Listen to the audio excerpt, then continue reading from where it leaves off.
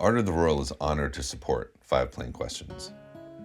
We are a collaborative organization that works to resource artists and culture bearers across the country. Together, we build relationships, change narratives, and bridge divides. Across the last 15 years, we've collaborated with individuals and communities from a range of cultural and geographic backgrounds to contribute towards a more equitable and healthy future for rural and Indian country. We invite folks to check out some of our work. Our Rural-Urban Exchange strengthens intercultural networks through a locally focused creative leadership program. Our Spillway Initiative supports artists and culture bearers to cultivate relationships along the upper Mississippi River region. And our High Visibility Initiative creates podcasts, exhibitions, and publications that share nuanced and complex perspectives on contemporary life in rural and Indian country. If folks would like to learn more about our work, please visit artoftherural.org.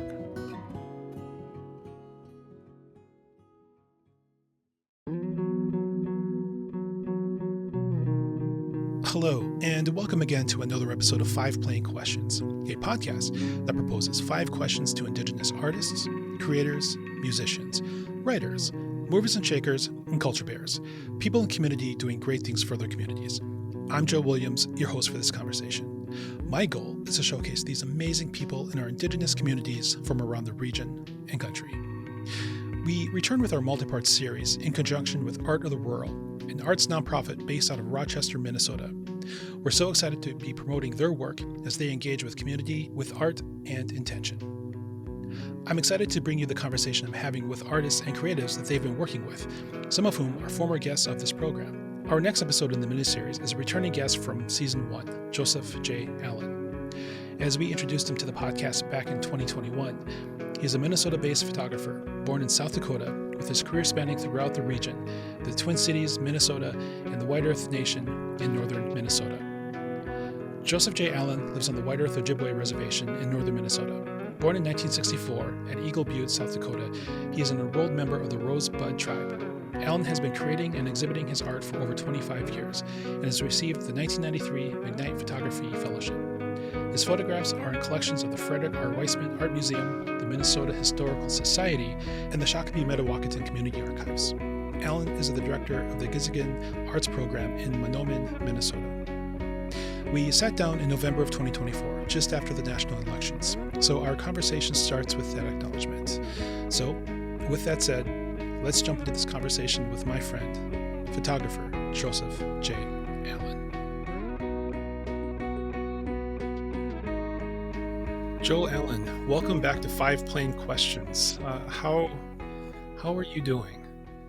Hey, I'm doing all right on this. I don't know if I want to mention the post-election day here, but yeah, I'm doing okay. Power through. Yeah. Right on. For the listener, we're recording this on the day after the national elections. And so I think given whatever your political standing is, I think all in all, it's a momentous day for for everyone. So we're managing through. So Joe, you were one of the first guests on this podcast in season 1, and I think it was August of 2020, and this is November of 2024. So it's been about 4 years since you were on. And one of the things that we started doing this season was revisiting old friends and guests of the podcast. And I wanted to connect with you and to, I guess, get caught up on where you are today, what's happening, because you have a lot going on. And yeah, I just wanted to reconnect. So for the newer listeners, would you be able to introduce yourself and tell a little bit about your background? Okay. Yeah. My name is Joe Allen, Joseph John Allen. I was born in 1964 in Eagle Butte, South Dakota. I'm enrolled with the Shichangu Lakota Oyate and descendant of the Mississippi Band and Anishinaabe Ojibwe. And I currently live here in the White Earth Nation in Sugarbush Township. I live on 10 acres of land rurally and work I work for the wider tribe as an artist. So I've been a photographer for over 30 years, and right now, uh, trying to maintain my practice, but also work, with a day job, and so I work for the wider tribe's economic development division, and I direct the Gizhiigin Arts Incubator here in Manoomin, Minnesota. Gizhiigin's been around for about 7 years, and I think I just started the last time uh, we were on. I think I've been here for 6 years now, 5 years. So and then so that through the incubator, I work with artists. A lot of artists have been on your program. Kent Esty, Penny Kagagabi. I think I can't to name a few, but so I always call them my incubits.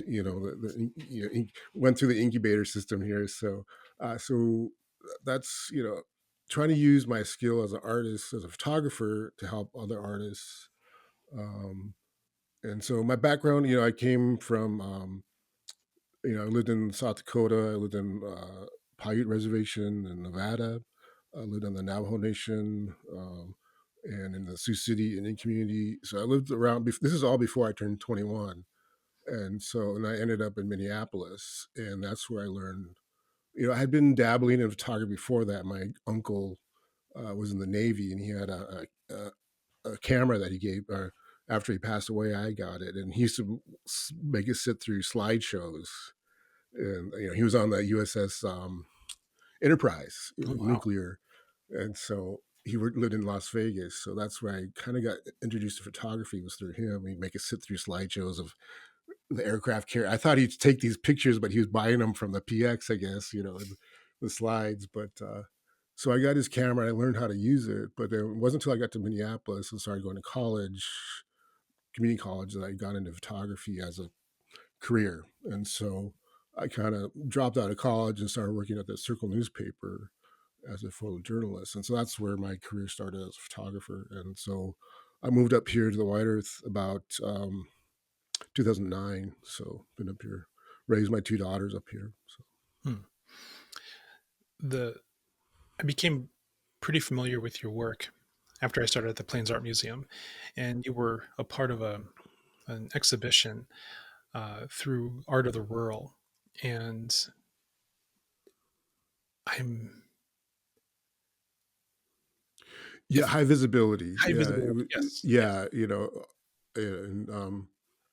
and so I was one of the artists asked. I had been kind of put together before that, and I was one of the local artists in the region asked to contribute. And um, yeah, my work in that show is big the land based stuff. I do a lot of I started out in photojournalism, but I kind of moved away from that into more exhibition type, gallery, um, working on a series, and that one I call After Contact. It's kind of a play on words. Of the contact sheet, when you used to do black and white photography, you'd shoot a roll of film and go in the dark room, and you put it in the sleeves, and you do a contact sheet to see what your thumbnails look like, and see what you would print later. But I kind of did this series, and it's still ongoing, where I go and uh, visit, places like my ancestors, like Lakota, Dakota, and Anishinaabe places, and kind of recontextualize it using film and cameras, and it's kind of after contact, what happened after first contact. So that's the work that was in that show. So Hmm. Hmm. How have your experiences and perspectives in in storytelling, how has that evolved over the course of your career? well, I think photography is, it's usually, when I first started out, I was doing that kind of documentary photojournalist. I did a lot of powwow photography too. That's kind of where I started. My mom was a powwow vendor as an artist, and I would drive her around and take photos. But it became that, where you know it's seen as objective, and to me, photography is always subjective. It's always my eye, my framing, what I choose to. So, I get kind of pigeonholed, as a native photographer in the 90s. It's like, that I had the authentic eye, that, you know, I was more insider, and so that my was more authentic. But so I'm just one viewpoint. Yeah, maybe I'm native and I'm shooting the native community, but uh, you know, I wanted to try to break that frame or break that pigeonhole. And so the After Contact Sheet series kind of broke that visual. It's not, it jars the viewer. It doesn't make this, oh, I know where that is. It's like it's very uh, the images are multi exposure and overlapping, and so it's disorienting to the viewer. And that's kind of what I wanted people to feel, not that this is the actual place, but it's like, how does this feel from a Dakota perspective or from Lakota perspective? So this place called Coldwater Springs, or Bodote, these places that are part of Dakota, sites. And so yeah, trying to break that framework of that, move away from documentary and photojournalism into the art realm, and that kind of freed me up to do whatever I want, not have to get that shot and get it in the publication. And that, I used to do wedding photography too, and that's kind of, I just did my sister's wedding, but that was, but and that pressure of getting that shot, and like that kind of work, so photography, that you have to play that, and I've tried to move away from that, and so I got roped back in with my sister's wedding, but Family's family, right? yeah. Is there a specific milestone that has influenced certain moments of growth in your career? Is there anything, like an event or something that stands out to you? Well, I think, early on, the first grant I ever applied for, I got, was a McKnight Photography Fellowship. Mm. So that kind of, moved it beyond just, I'm just doing this as a hobby, or, like just tried it out. And so I was the first grant I ever applied for. I remember typing it on a, a Apple II, like a, one of the really old earliest Apples in 19, it had like one monochrome screen, Green screen, yes. and then that dot matrix printer, and the floppy drive, and driving it down at the last minute possible and dropping it off and with the slides, and so that was in 1992. And so I think that was kind of a pivotal year for me. And then when I left, I worked at the Circle newspaper for a long time in Minneapolis. I was published out of the Native American Indian Center. I was editor for about 8 years there. Took over, started as a freelance photographer, and then took over. And then when I left there, that's when I moved into the art realm and became more of an artist. And then moved up north here. So that time frame there, from early 2000 to about 2009, was when I became an artist. Mm. So When you were a journalist, when you were photographing stories and whatnot, did you feel over time that your technique, the way you were framing photos, was evolving in a storytelling technique, so to speak? yeah, early on, I began as a powwow photographer, and so I was using long lenses, and capturing moments with that compression. I don't know, it's a technical term, but Mhm. it makes the background blurry. The bokeh. I don't know. I never say these words right, but and so. But when I moved in journalism, I had to learn more about wide angle. Getting close to things, getting more perspective. Kind of in the movie industry or the videos, establishing shots, kind of thing. Mhm. So that really changed, and that's when I started getting into the more documentary style. And so I did a series for the History Center, the Minnesota 2000. I did a documentary series on the Twin Cities American Indian community, and so that was more wide angle stuff, just hanging out with people, that I knew in their daily life, and capturing moments from that. So kind of being the fly on a wall kind of journalist and photojournalist and documentary. So Yeah, I think I don't know if I got that question right, but That's great. Yeah, yeah. It's interesting how the experiences really shape the way we change our approaches to different experiences.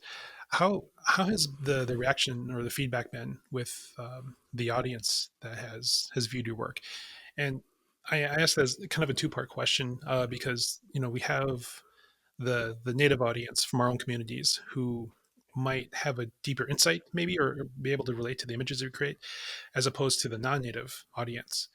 And can you share some thoughts on their reactions and your interactions with them? yeah, I think it's hard. I also did art fairs too. In the early 2000s, and that was kind of like, okay, the pretty power pictures, and the nice landscapes and all that. But some of this other work, it's hard for people to comprehend, and so it's not. It doesn't. It doesn't really. It's not going to sell. It's more. It's more of a document, historical document from my perspective. So that has changed. So I still do some of the art fair things, and so there's one image that was included in the Minneapolis Institute of Arts photography show. I can't remember the exact name. In our hands, that was last November, and the image that my image that was included was one that I sold on the street in Minneapolis at an art fair. And so one of the women that worked there was helping, and because I wasn't, I didn't get selected by the curation team. She brought that print in and said, "You got to have Joe in this show," and so that's how I got into this major exhibit at the Minneapolis Institute of Art, MIA. And so, but that image was a teepee on the front lawn, and so that one has sold. I always call it my one hit wonder because it resonates with not only Indians but Native people. It has a teepee with the Minneapolis skyline in the background, and I did that in 1992, and I'd sell that at art fairs. And I know that's like my mom used to, as a power vendor. It's like she had her bread and butter kind of the gas money home Mm. sales, and that. So I know I can always sell a teepee print. So that kind of interaction. But the newer stuff, I think I think it opens the eyes for a lot of non-native people in terms of like the history of the land, and not just this whitewashed version of history.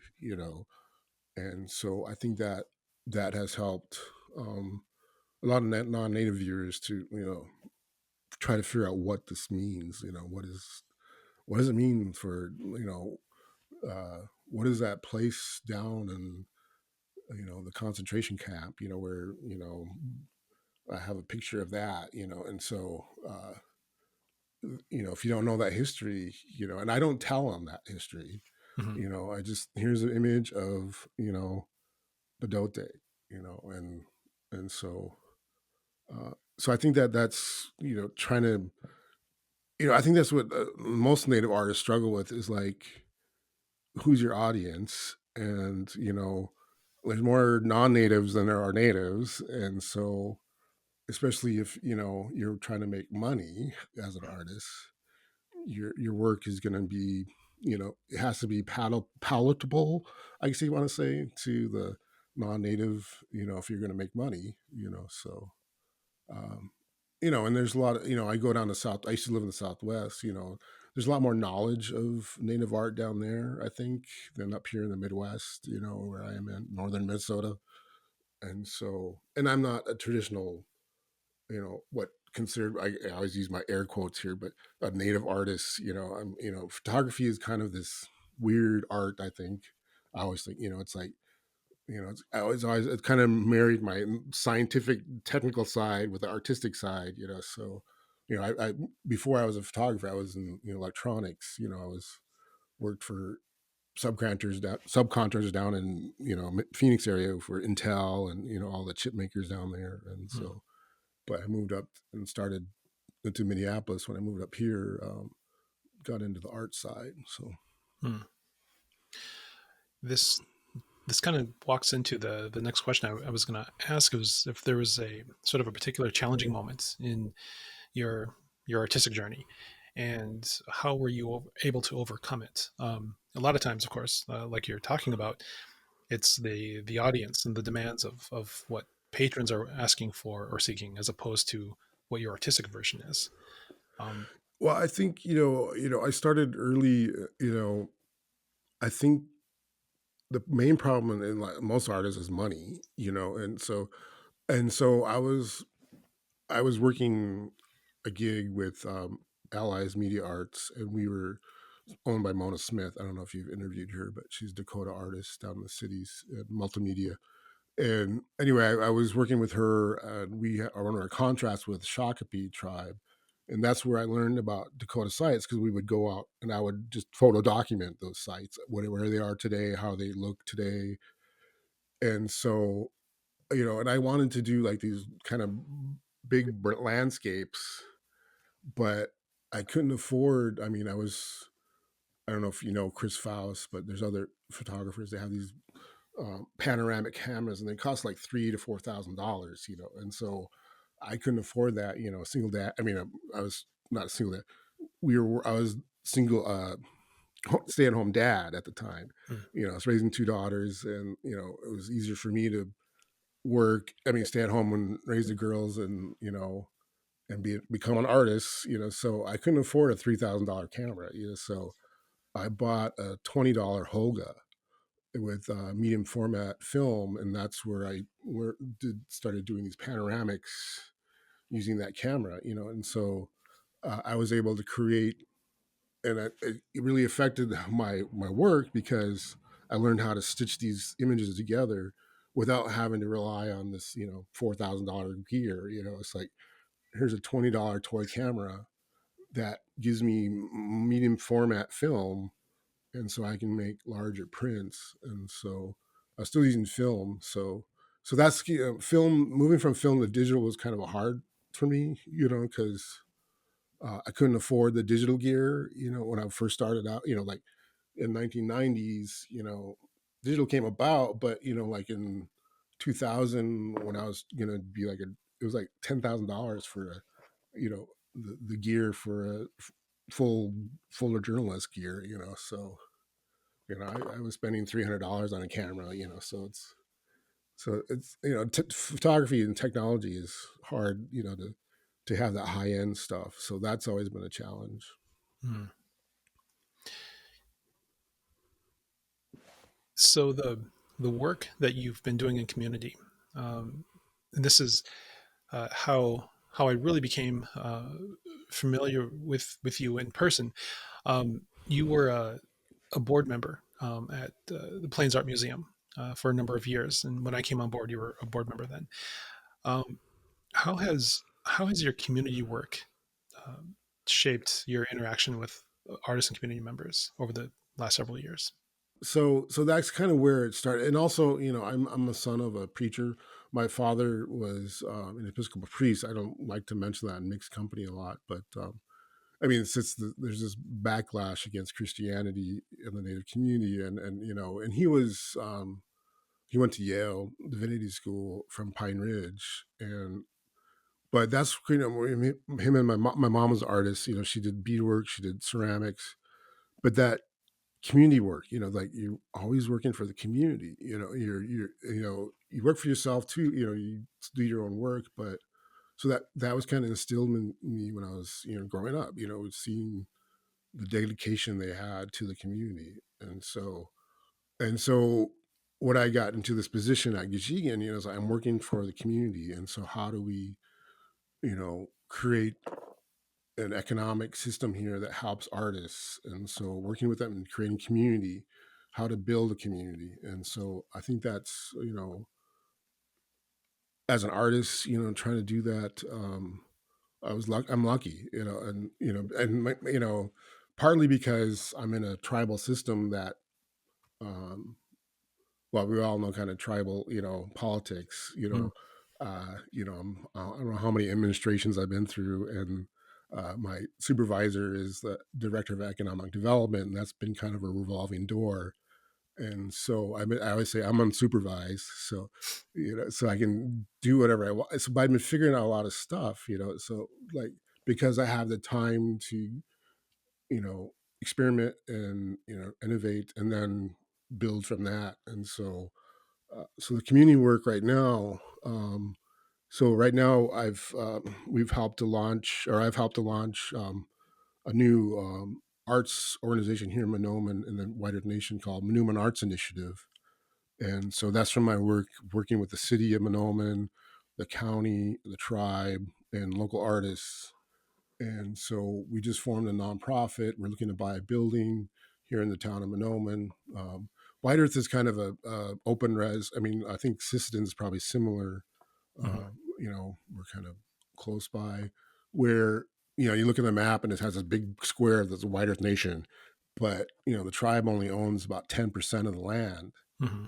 And so one of the good things about our election here is locally.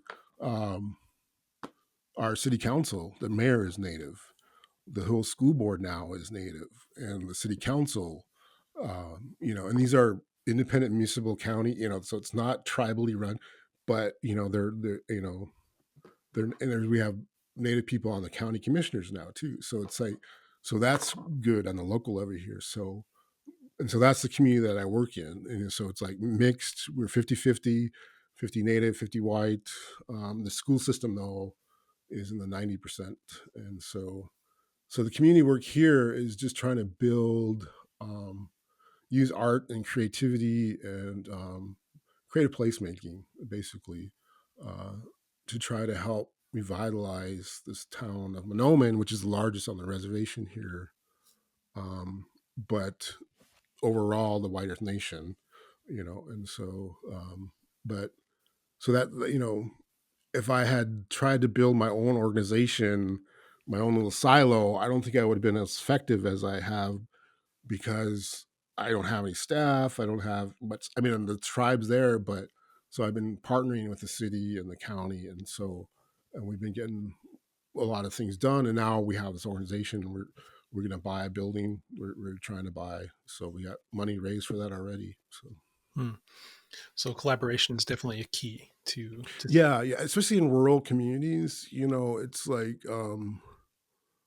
we don't have the bodies, we got some good people, but they're all doing the same thing, like they're volunteer firefighters, they're on the city council, they school board, it's like you see the same people at everything, and so, Mhm. but and we have to work with everybody, we work with both sides, it's not just one little, enclave. It's, we're in rural Minnesota here, we're all USA, where 70% of the people have voted for Trump, so, and I know them, I work with them all the time, and it's, so it's different from this, the city perspective of rural. I think that that's kind of the big thing. Mhm. And, I grew up both. I born rural, lived in rural, but lived in cities too. So I think that's, um, but the community work has been really, it's takes a lot. Um, and I think that's something we're kind of conditioned to be individualistic, like as an artist, we have to do everything ourselves, and you're not used to working for the community. It's, you're supposed to, community work is, oh, I did a class, or I did, or donated a piece of artwork to this, that kind of, but, and it's hard to, to make a living this way, so, I just feel lucky to be able to do this. So Mhm. thank you, McKnight Foundation. No. They're one of my big funders, so if it wasn't for their steady funding, I wouldn't be able to figure this out. And so, um, great organization. I don't know if I could, Oh, but absolutely. I think so many of the guests that have been on this podcast, but just in the community in general, they've really have stepped up and provided a lot of um, funding, but opportunities for so many artists. yeah. And right now we're trying, I'm trying to connect on a more national scale too. And so we're part of, part of Art of the Rural, that came about during COVID, they were moving it's Kentucky Rural Urban Exchange, and they created a model. So I was on the steering committee to create this leadership program that was connecting urban and rural people. And then we hosted a community up here, event up here in Mahnomen and the White Earth Nation and the Itasca Biological. So the whole cohort came up here. And so that's where I met Matthew Fluharty at Art of the Rural. And we worked together, and I helped to connect local artists to this. And then now I'm part of we're part of, as the initiative, the Manoomin Arts Initiative, the new nonprofit that we formed. We're a or the organizing partner in the Midway Coalition, which is a group of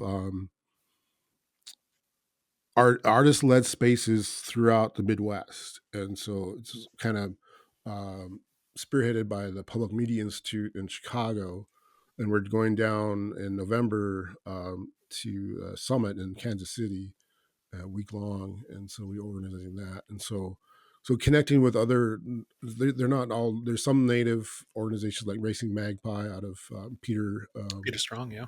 Peter Strong out of Rapid City, but most of them are just a lot of rural, but a lot of urban. Chicago, St. Louis, Cincinnati, but they're all artist-run spaces. Like kind of what I'm doing here in Mahnomen, but and so just connecting to that larger national network of artist-led spaces to help bring that knowledge back to the community and share. I think that's another thing about, you know we're taught to knowledge hoard. We're like you don't give away your secrets. You don't, it's like copyright, and and I've always come from a community, from my family, that sharing, is always sharing. And so I appreciate that.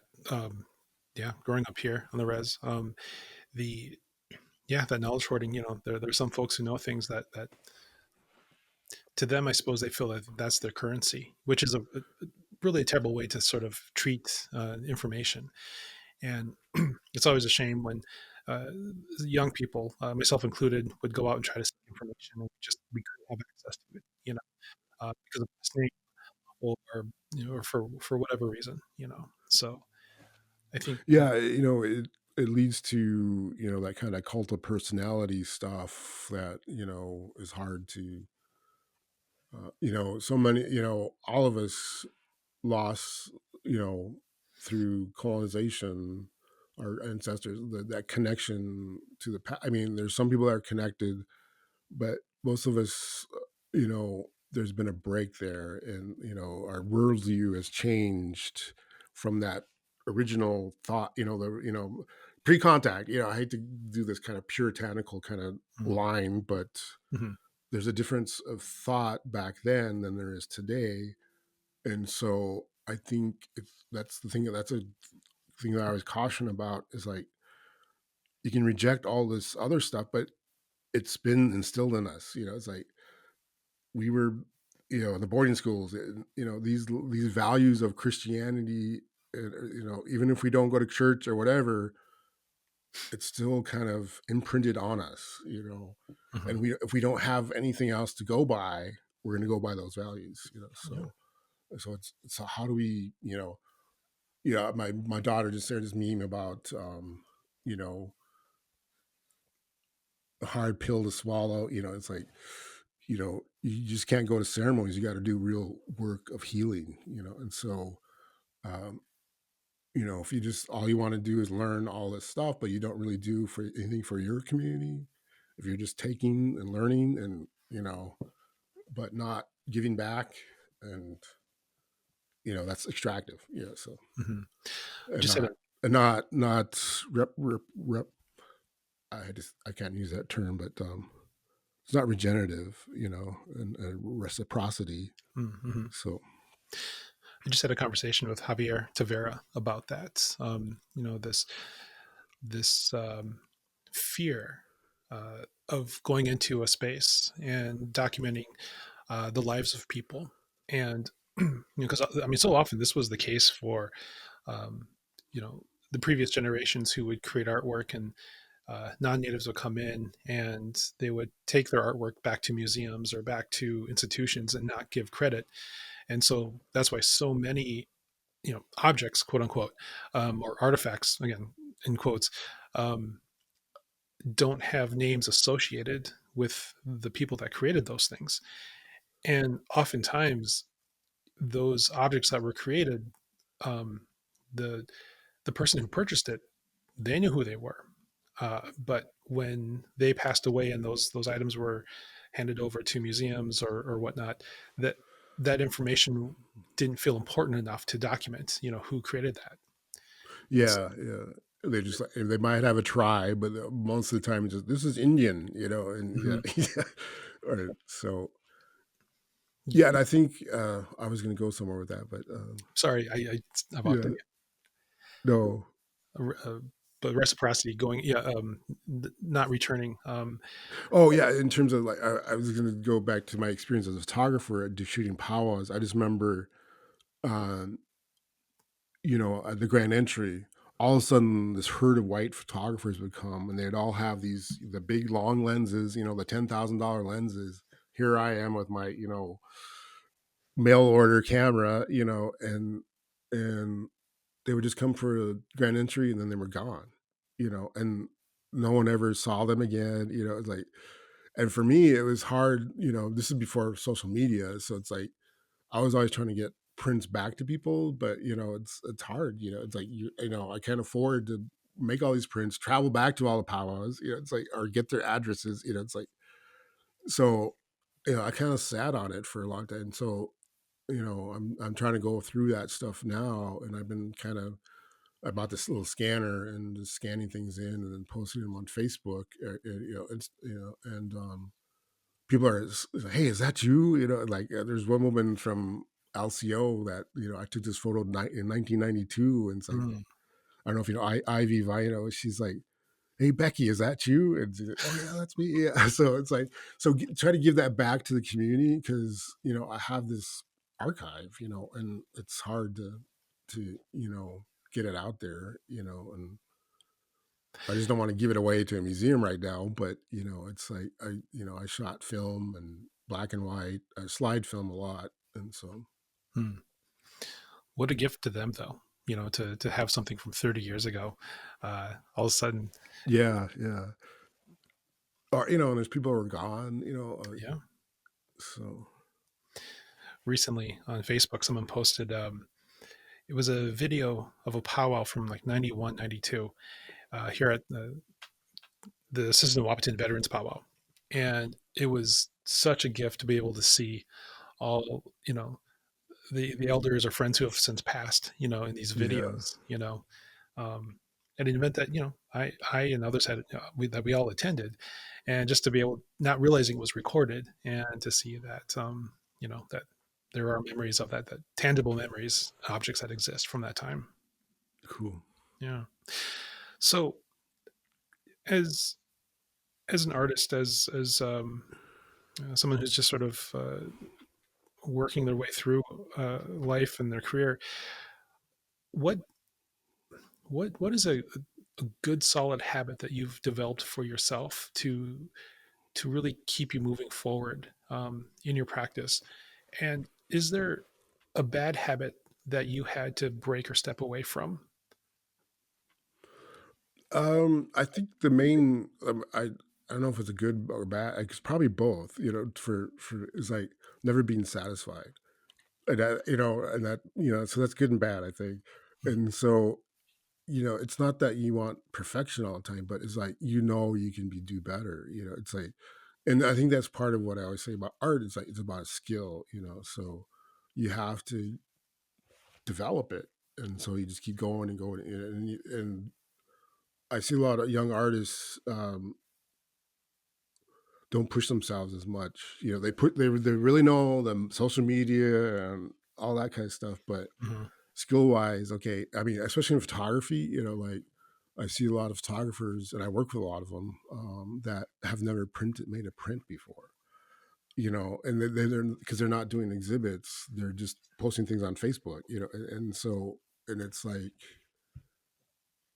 there's, it's a limit to what you can do there, so, but yeah, I think that's something that skill set. So, and I guess the main thing is like, yeah, and but also not, that's that catch 22 of never satisfied. Then, but also realizing that have other people look at your work because you're always your own worst critic, but some of your work might actually be good that you don't really see, but other people will. So, and things that you don't like, some other people like. So it's like you never know. So, so that's always like, and yeah, and I say photographers, you got to learn how to print because that's the only way it's gonna, last a little bit beyond you. It's like your Facebook account will be there, but what happens after that? It's like, and so that's what I'm kind of trying to figure out is like all these images, like what do we do with them? And, I mean, it's not like a painting where it goes and it's out there, and has to survive, but a digital negative, what, how's that survive? So I mean, a digital file, it's like it's going to be obsolete or get lost somewhere in the cloud, So prints are things that these people can put in a safe, so Yeah. they'll be around for a couple hundred years, so. Yeah. Yeah. Uh, you had mentioned earlier about Art of the World and the exchange that you were a part of. Um, would would you be able to expand a little bit on what that experience was like for you working with Matthew, um, and has that experience shaped your understanding of community dynamics, uh, maybe a little differently than before? Yeah, I think it was one of the first time that I've come across the term distributed leadership, and so, and coming together and working with other people doing similar stuff, but coming together and putting something together that isn't just your organization. And I think that's something that Art of the World helped me to understand, working with them with the Minnesota Rucks, the Rural Urban Exchange, learning how, being in a steering committee, leading certain things, and just learning that structure of how to work together when you're not all staff people, when it's not your staff, there's one person in charge and everything, all the underlings do the work, but I think that was really one of the best things about working with Art of the World through the Min Rucks, was learning how to navigate that and how to, how what my skill set is in terms of what I can do in that realm and not, you know, feel bad because I can't do this or can't do that, but I can do that. I learned how to, so, and that's kind of where I'm at with the Midway Coalition now. It's like, so now I know how this is going to go, and so what I can offer and what I can do. So it's a different way of working, and it's, it's, when I guess I haven't really liked working in organizations. I look at my career, the circle I kind of took over, and then I launched it as an independent nonprofit, but so I was in charge of that one too. But I've never really worked for a major organization, and so I've always been independent or else working for a small nonprofit, or a sole proprietor, so I like, yeah, so I think that's something that I don't know, I got lost in my thought there, but Oh no, yeah, it's just about the uh, what sort of like insights that you've gained from that experience. Yeah. yeah. And so now, so this year, they offered me a fellowship, a Spillway Fellowship, and so, and that's where I did an exhibit down in the Winona County Historical Society in Winona, and that was this past June, or no, when was that? I can't, this past summer, Hmm. and it was more of a retrospect of my work, and so that's kind of where during this fellowship I've kind of been going back into the archives and looking at things and figuring out what am I going to do with this stuff. And so, Hmm. Well, with that said, what's on the horizon for you? What do you have coming up? What's going on? Well, another thing that I've started is I started a print club, the Animiki Print Club. So I taught myself how to do. Well, actually, I went to a workshop with John Hitchcock at Plains Art Museum, creative the Center for Creativity, and I learned how to do screen printing with what was her name? She was his assistant. She worked there. Amanda Height. Yeah, Amanda. Yeah, and so I learned how to burn a screen, and so you know, and so I came back and I've started doing silk screening. So I've been doing silk screening now for about 4 or 5 years. I do T-shirts. I just got to run order from the Indigenous Nations poets, and so, but also um, through Gizhiigin, we purchased a large format printer, so I can offer artists, canvas prints or large format prints, um, and then I help, and then we do pop up markets throughout. We just did the Fargo Moorhead Studio Crawl. We popped up at the Indigenous Association. Oh yes, yep.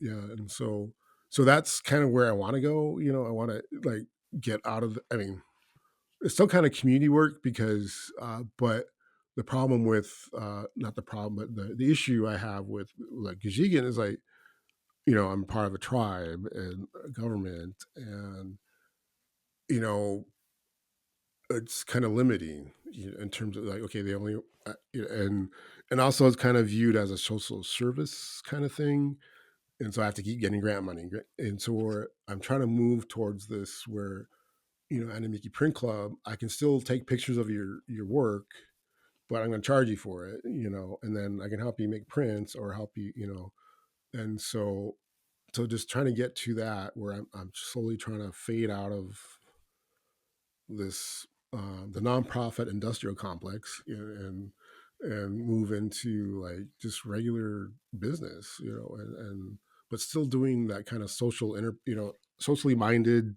community minded, you know, um, you know, if I was going to open a business, I wouldn't choose Mahnomen. So, but but this is where I am, and this is, and I think there's a way that I can at least pay the rent and, help people out and pay my bills, and so without, and, as much as I love the foundations that have helped me, it's like I get tired of writing grants every year. Yeah, yeah. Well, if you were to give the elevator pitch to our listeners who might be able to reach out to you and maybe collaborate with you or assist you with that, what would you say to them? Well, right now we're looking at, so we will probably be launching a capital campaign once we find a building. So we have some involved. So look for the Manoomin Arts Initiative. So Manoomin is the Ojibwe spout word for wild rice, and so we are in Mahnomen County, the city of Mahnomen, which is the colonized way of saying Manoomin, and so yeah, you can look for us, ManoominArtsInitiative.org, and we'll be launching a capital campaign to help pay off whatever building, because we got some money now, but every building you get is going to be some improvements and need something, and so that, yeah, that's the way to get involved. And then we so we're more community local based. So it's like that's one of the things that we want is like everything we do is based here in White Earth, the White Earth Nation, and not that we help people get out there, but we're trying to build up our community here. So that's, I don't know if that's a 30-minute elevator pitch, but I'm working on it Right on, right because on. we got to get that capital campaign going, and so that and that's the thing about this community work is like we don't have to do it all. I don't have to do it all myself, or my organization. It's like we can work collaboratively, and I think um, that's a big thing that I've learned in the last 4 or 5 years is working collaboratively. Mm-hmm. Well, I'll put links in the show notes so the listener can reach out to you if they feel inclined, and keep me updated. I'd like to be able to push this out for our audience. Yeah, thanks. Hmm. Well, Joe, this was great. Thank you for coming back to the podcast and spending a little time with myself and the listener. Yeah, well, thanks for listening. Yeah, it's good to catch up with you too. Like, good to see you. And that does it for this episode of 5 Plain Questions. I want to thank Joe again for his time and sharing his story with us, and for returning to the podcast and giving us an update. It was definitely a treat to be able to sit down with him again and just to see where he is and to hear about his experience with Art of the World. I think it's really important that organizations like Art of the World are teaming up with artists and leaders like Joe to be able to share their knowledge with the community and to be able to help those. So it's great to hear his story and what's going on with him. So Joe, thank you so much for coming back and having a conversation with us. 5 Plain Questions is made possible with the support of Art of the World. Art of the World is a collaborative organization working to resource artists and culture bearers across the country, building relationships and changing narratives. To learn more about the work, visit artoftheworld.org. I also want to thank the Indigenous Association for letting us use their studios in downtown Fargo. It's a wonderful facility. They were gracious enough to open up the space to me as I work on these and future episodes for Season 6. If you need a recording space, please contact the Indigenous Association in Fargo, North Dakota. And of course, for you listening, thank you for being with us along the way. I'm Joe Williams. You can find me across social media, on Instagram, on X, at the 5 Plain Question pages on those sites. That may change depending on the environment moving forward. I want to see what the integrity is on some of these social media websites, and we may be rethinking on how we engage with them. You will always be able to find us on the official 5 Plain Questions website, which is 11warriorarts.com. There you can find this episode, past episodes of the podcast. Also, if you have a suggestion for someone for me to interview, or you want to support the podcast, please check out that website and message me. I would really like to hear from you. Well, thank you for joining us for this season, and I look forward to us connecting again in March of this year. We will be back. So you take care, and we will see you next season.